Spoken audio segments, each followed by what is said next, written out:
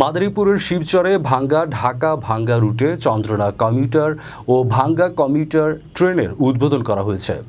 আজ সকালে শিবচর রেল স্টেশনে ভাঙ্গা ঢাকা ভাঙ্গা রুটে চন্দ্রনা কমিউটার ও ভাঙ্গা কমিউটার ট্রেনের উদ্বোধন করেন জাতীয় সংসদের চিফ হুইপ নুরি আলম চৌধুরী লিটন এমপি।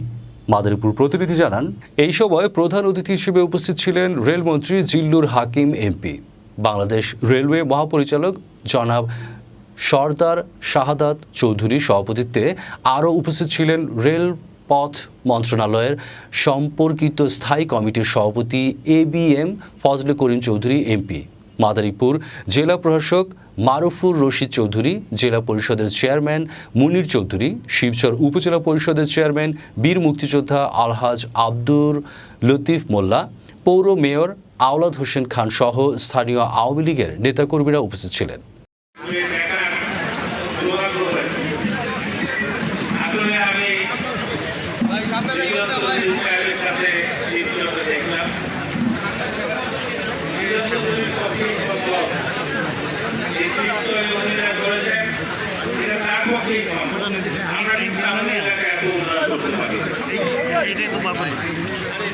আমি ওনাকে বললাম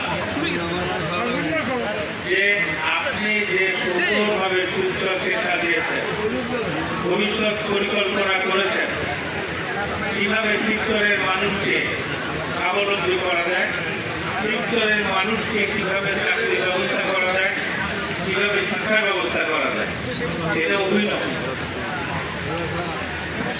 আমি তাকে ধন্যবাদ জানাই। আমার কাছে উনি বলেন অনুষ্ঠানে বক্তব্য দেওয়ার জন্য প্রীতভাবে অনুরোধ জানাচ্ছি। আজকের আমাদের সংসদীয় কমিটি বারবার সভাপতি, পাঁচবারের সংসদ সদস্য